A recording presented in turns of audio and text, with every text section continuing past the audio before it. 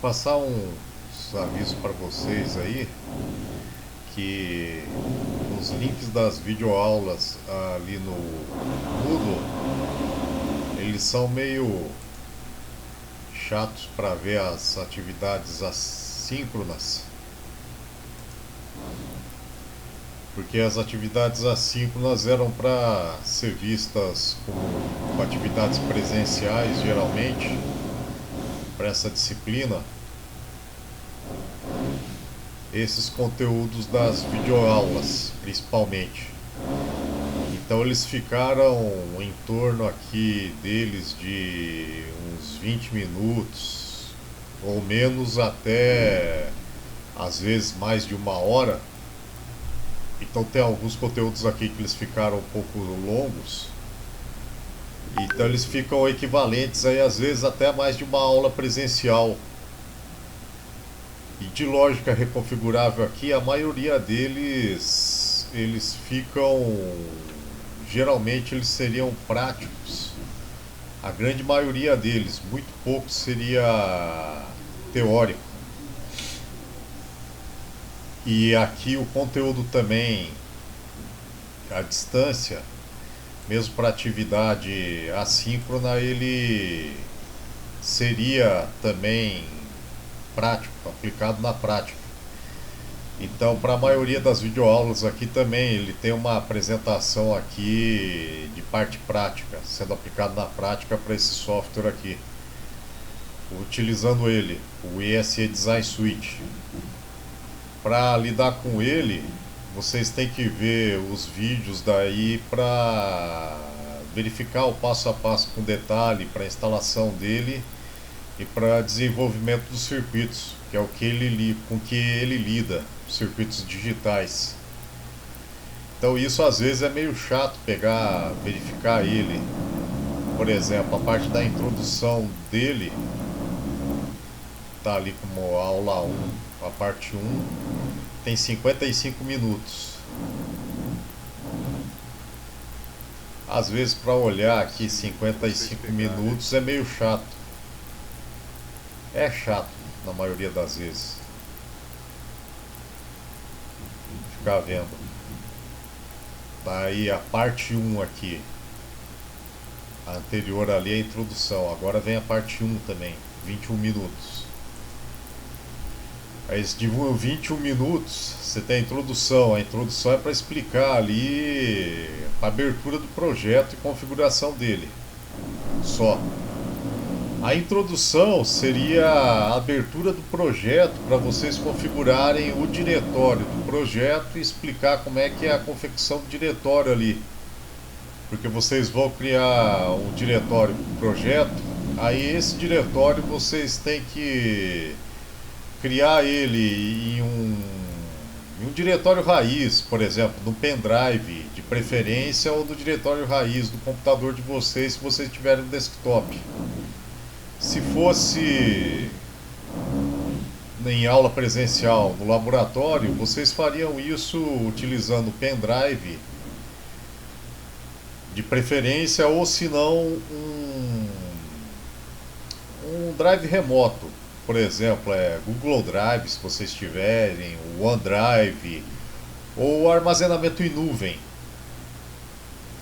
como o da UTF-PR. Então vocês utilizariam armazenamento em nuvem ou portátil, em pendrive. E de confiança, né? Pegar um pendrive aí que vocês tenham que não fosse corrompido, sem vírus, nada, né? E com backup. Então vocês fariam em grupos, né? Vocês se dividiriam em grupos, nas bancadas ali, pegariam um ou mais membros do grupo ali e efetuariam um backup daí desse diretório. Só que como é explicado nessas videoaulas aqui, para quem assistir ali a videoaula completa, como ela é meio extensa, principalmente essa primeira videoaula aqui de introdução, 55 minutos, eu explico ali falando que criando esse diretório aqui e abrindo o projeto ele é no ambiente de desenvolvimento integrado, que é o que fala esse daqui, ó, esse ESE Design Suite. Então ele é o IDE, o ambiente de desenvolvimento integrado. IDE Integrated Development Environment, né? Então, ambiente de desenvolvimento integrado. O que geralmente eles fazem? Eles criam um diretório já para você fazer o teu projeto para lógica reconfigurável.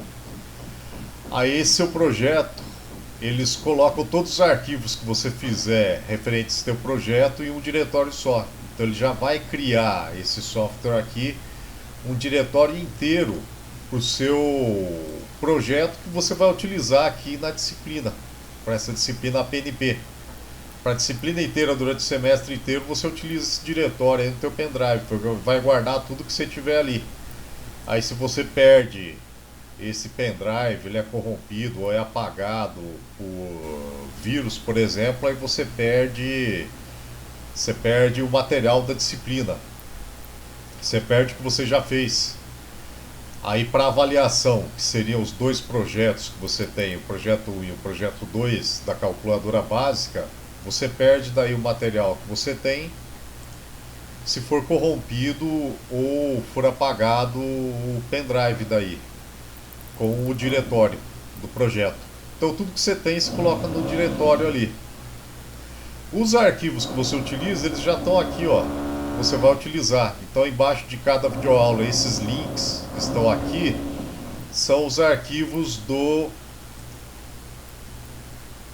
arquivos da disciplina PNP.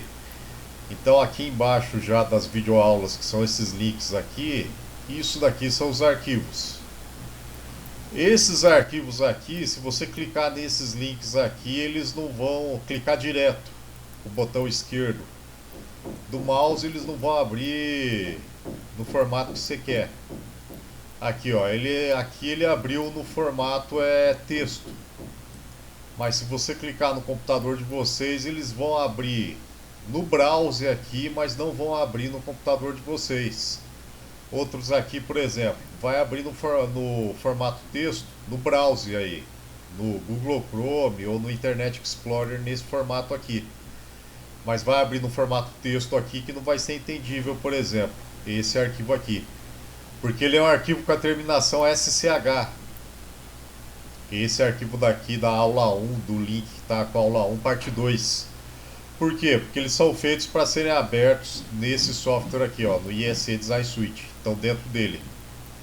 O que vocês têm que fazer? Vocês têm que pegar e clicar com o botão direito e salvar eles dentro do diretório que vocês criaram para a disciplina. Então vocês têm que ir lá no diretório que vocês criaram para a disciplina, para o projeto daí da disciplina, e salvar lá direto. Então todos esses links aqui, desses arquivos para a disciplina, você tem que clicar com o botão direito e salvar o link como lá dentro do diretório da disciplina. Aqui para baixo, na aula 2 também, na semana, os diretórios aqui da aula 2, das videoaulas também, da aula 2 a mesma coisa.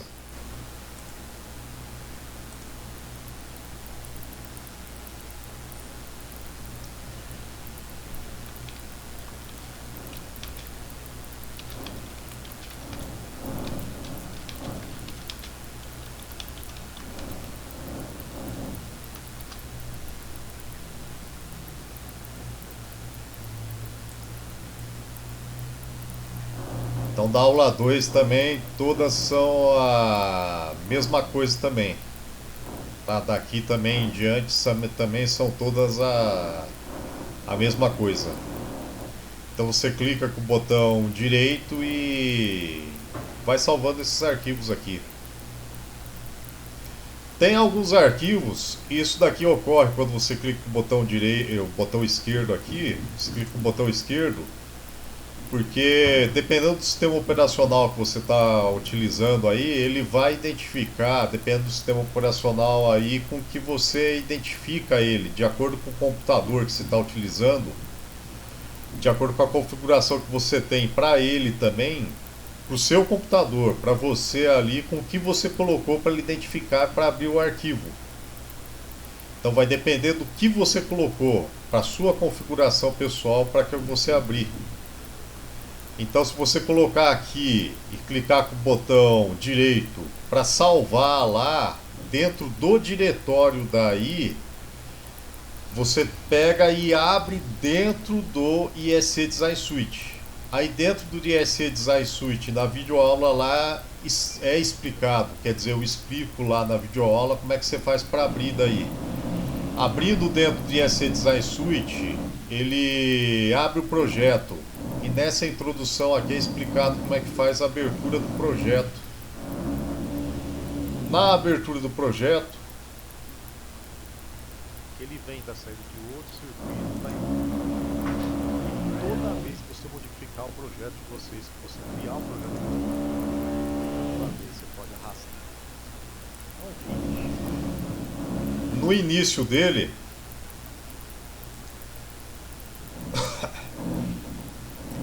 aqui do lado, ó, por exemplo,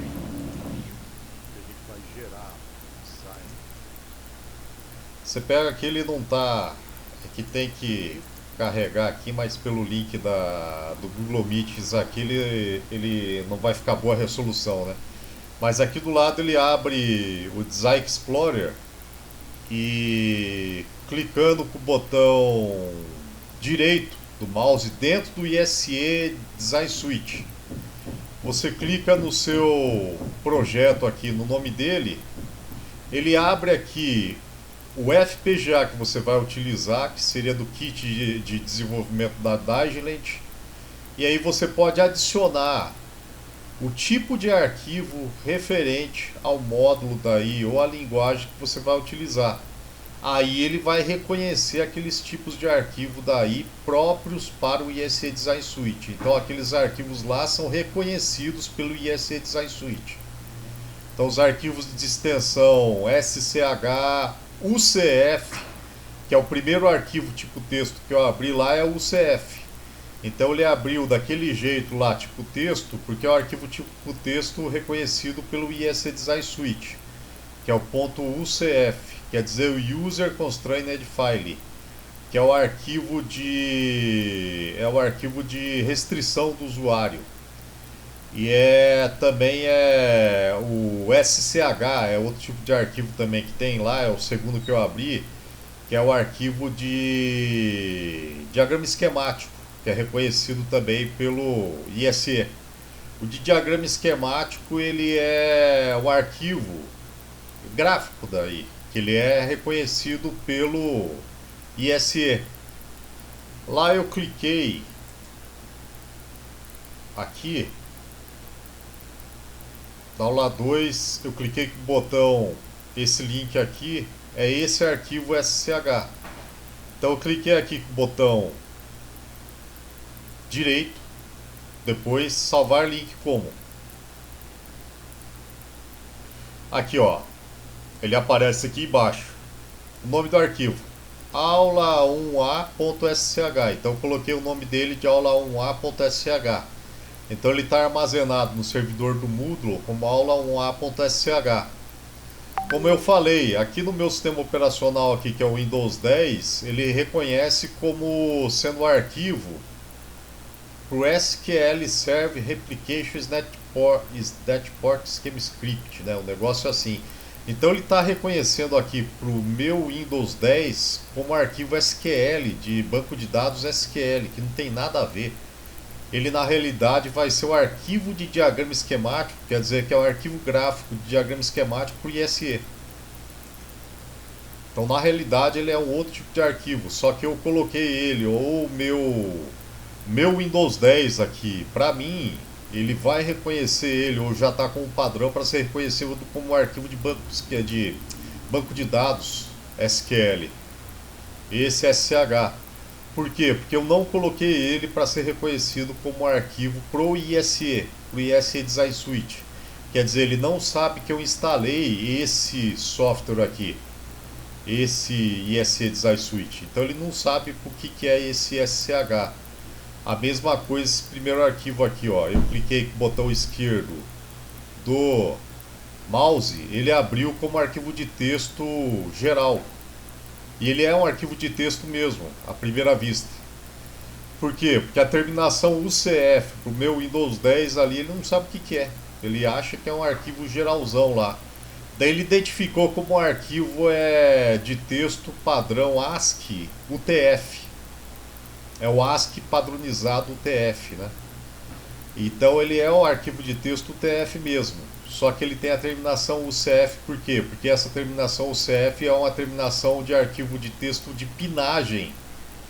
Quer dizer, é codificado como arquivo de texto de pinagem para o ISE, que seria o arquivo de texto de pinagem pro ISE Design Suite. Ele utiliza esse arquivo UCF para pinagem dos FPGAs dele, FPGAs e CPLDs dos dispositivos de lógica reconfigurável das Xilinx. E é realmente a pinagem que ele dá para o FPGA que a gente vai utilizar. Tá aqui, ó. E ele faz isso também, está explicado nos vídeos lá, porque como o FPGA que a gente vai utilizar, ele tem 324 pinos. Desses 324 pinos ali, tem os pinos que são os pinos de uso de propósito geral, tem pinos que são utilizados para alimentação do FPGA, que seriam o neutro e a alimentação do positivo. Como é digital, você tem a alimentação positiva e a negativa, que seria o terra e o VCC geral. E os outros são para uso de propósito geral, que você pode configurar como pino de entrada ou de saída, daí isso é configurável. A maioria dos pinos são configuráveis, daí você pode especificar eles ou como entrada ou como saída. Tem o segundo vídeo lá, ele comenta aquele do Forplane Pin Planar Head, ele vai comentar sobre isso daí, essa configuração, que tem outra ferramenta de software que é o Planar Head, em que ele é feito para essa especificação de acordo com o FPGA, para essas configurações aí de acordo com o FPGA. Então esse arquivo aqui já é fornecido pelo fabricante ou pelo terceirizado, pelo fabricante terceirizado que especifica a placa de desenvolvimento do FPGA. Se não é especificado, eles geralmente dão um arquivo geral de configuração da pinagem. Então, por exemplo, eles dão esse arquivo aqui em que dá essa pinagem de localização, essa localização aqui que é dado esses pinos aqui, ó, E1, F4, F3, D2, D1. E1, F4, F3, D2 são as linhas e as colunas dos pinos. E o I/O Standard é o padrão de alimentação do pino, que pode ser o CMOS, quer dizer, o nível lógico que ele vai obedecer seria o CMOS, ou TTL, outro pino ou outro nível lógico de alimentação digital. O banco que ele tem, que ele está ocupando no FPGA, de acordo com o tipo da família de FPGA e a família lógica do fabricante que é dado. Então esse arquivo já é fornecido para facilitar a identificação da pinagem. E aqui do lado, esses nets aqui são os nomes ou os mnemônicos que é dado pelo designer do FPGA. Então são os nomes que você pode inventar aí para ser dado para cada pino desses, né? Porque fica difícil só pelo nome, só pela identificação da localização do pino no invólucro do FPGA, por esses nomes aqui dos locais dos pinos aqui, E1, F4, identificar o que cada pino está, ou a função de cada pino, né? Então é melhor colocar um mnemônico para dar a função de cada pino. Então, por exemplo, aqui eles colocam o comentário também nesse arquivo, né? Databus for both DD, EPP and the STM interface. Então eles estão colocando a função dos pinos aqui, ou seja, o periférico a que ele está ligado, né? Então DB aqui provavelmente se refere ao barramento, databus, DB. Então DB 0, 1, 2, 3, 4, 5, 6, 7. Então seria um barramento de dados de 1 byte. 0 são os bits do barramento de dados de 1 byte. Então seria um barramento de 1 byte, 8 bits. Aqui embaixo também estão os bits de controle aqui para escrita, daí para indicar aqui como é que está o controle do barramento, desse barramento de dados aqui provavelmente. Aqui em cima o sinal de clock, que está especificando.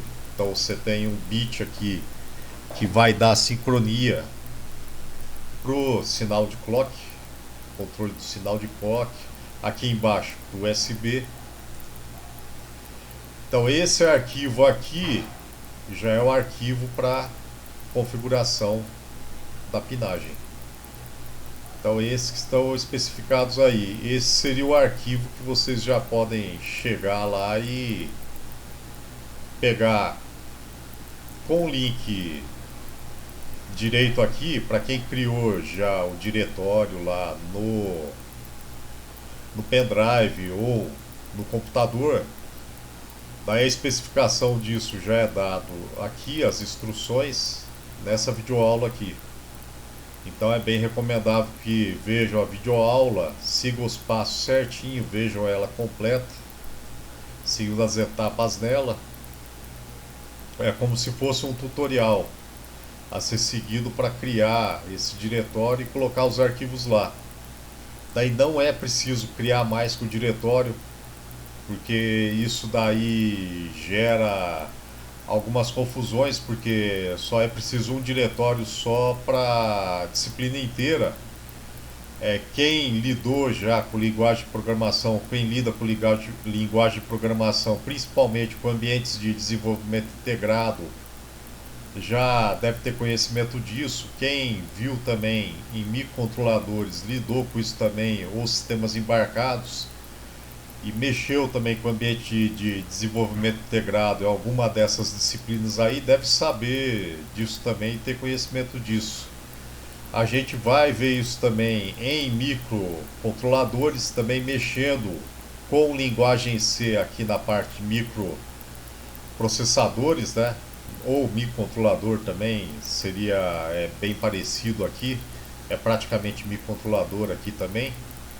Lidando com linguagem C vai ser a mesma coisa, vai ser criado um diretório também com subdiretórios dentro dele, dentro desse diretório que a gente vai criar. Aqui está sendo dito também que dentro desse diretório para o projeto dessa disciplina aqui, vão ser criados outros subdiretórios e dentro desses subdiretórios vão ser criados outros subdiretórios também.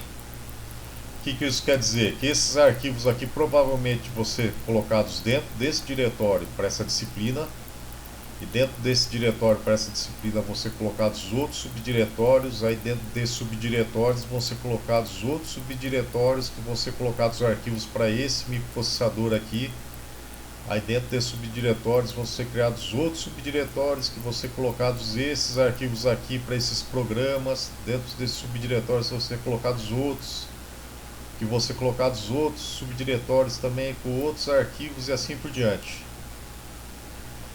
E o que vai acontecer também, que esse software aqui, para quem instalar, ele vai criar automaticamente esses subdiretórios e outros arquivos também.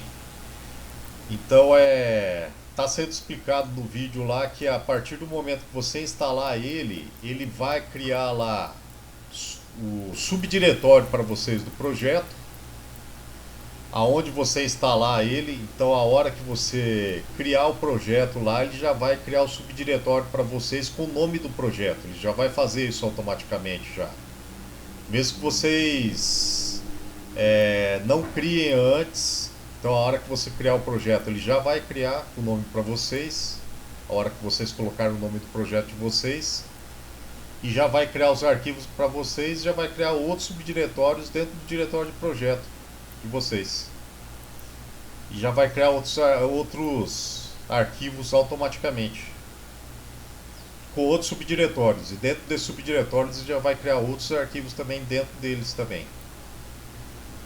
Então a hora que ele fizer isso, já vai aparecer dentro do pendrive de vocês ou dentro do diretório de vocês que ele criou outras coisas também.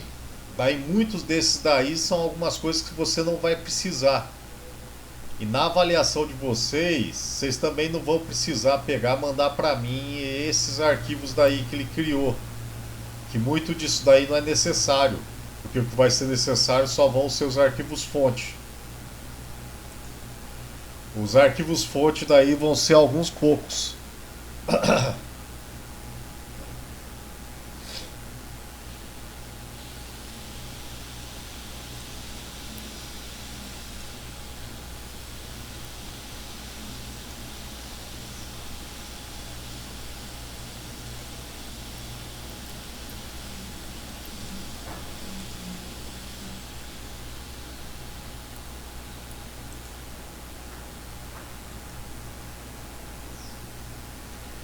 Olha aqui, ó.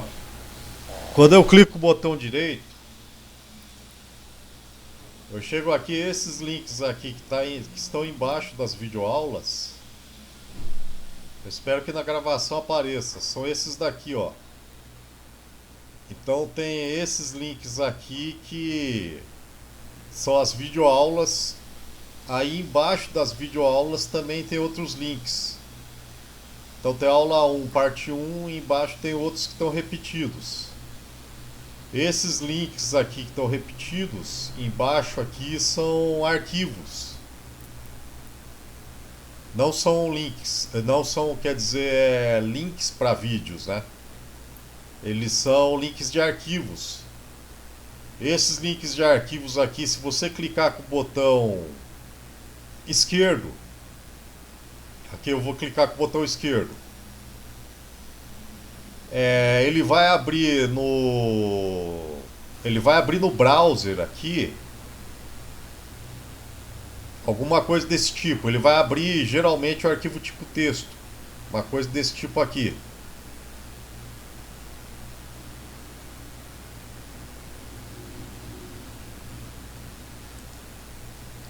Ah, tá, ok. Ele vai abrir uma coisa desse tipo aqui. Isso daqui é de acordo com o sistema operacional de vocês, com que ele está configurado.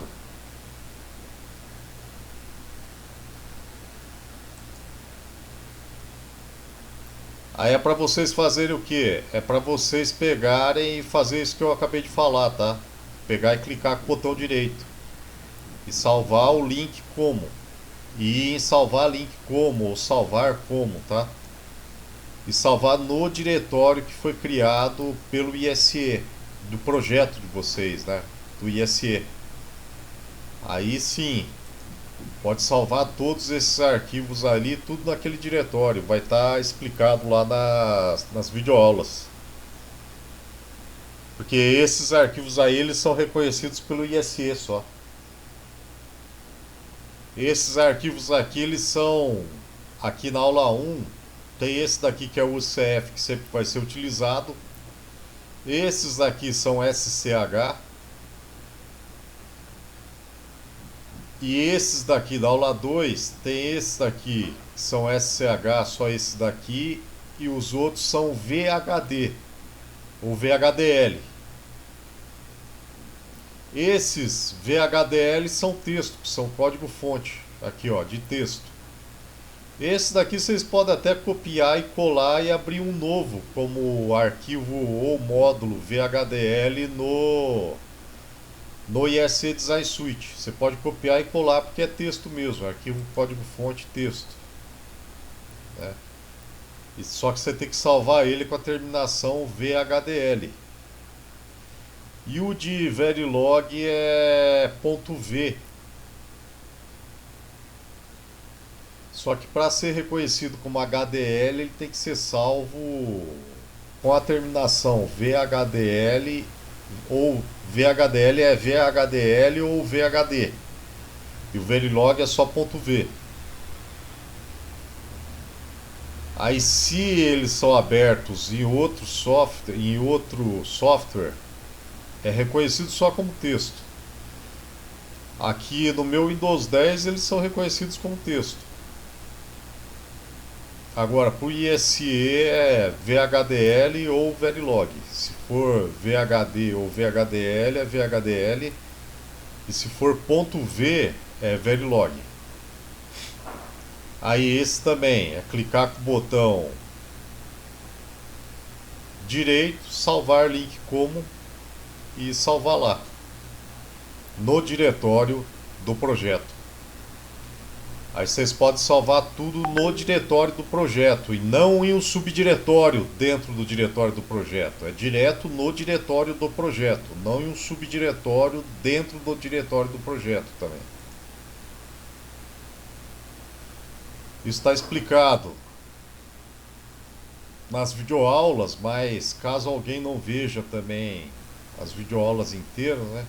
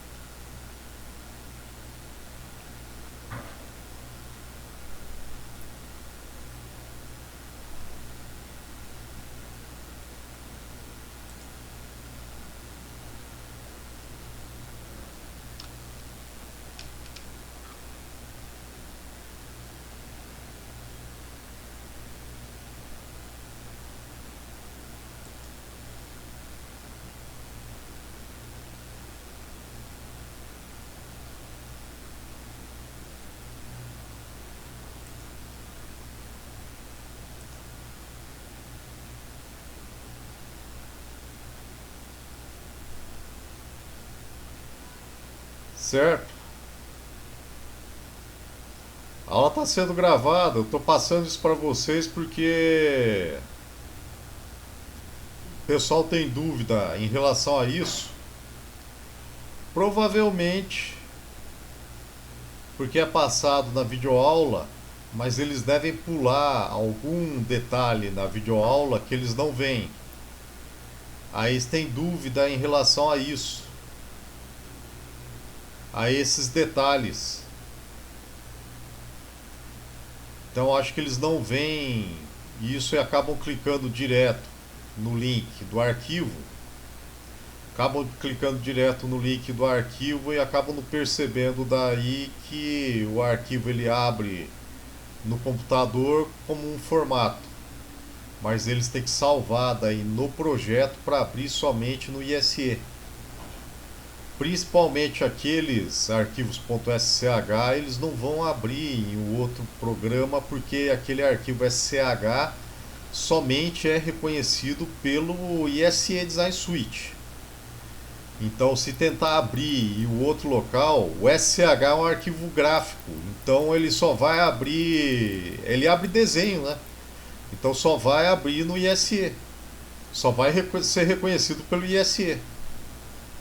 Eu acho que esse arquivo SCH aí, mesmo se abrir no programa equivalente que você tem para FPGA, que é o Quartz 2 da Altera, da Intel Altera, também não vai ser reconhecido. Eu acho que eles não são padronizados, então também não vai ser reconhecido. Então tem que ser aberto só no ISE. Então se você abrir ele direto aí do Moodle no seu computador, talvez ele apareça também com uma outra coisa totalmente diferente que foi aberto aqui no meu. Então vai depender do sistema operacional que você está utilizando e como ele vai abrir por padrão daí, o software que ele vai abrir por padrão.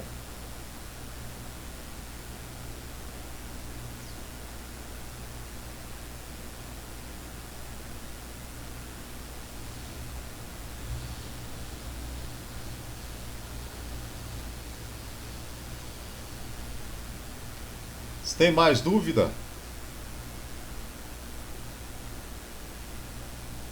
Professor, Oi? os grupos podem ser feitos com 5 pessoas? Deixa eu ver aqui. Pode? Tá bom, então, obrigado. Nada.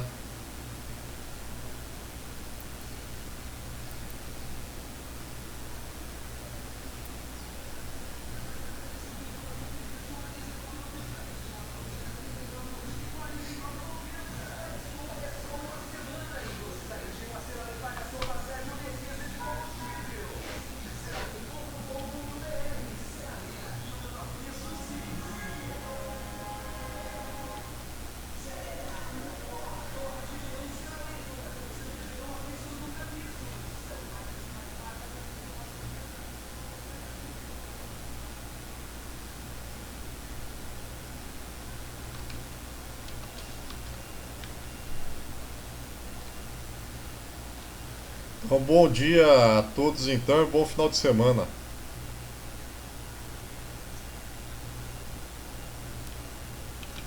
Falou aí, professor. Até mais. Até mais.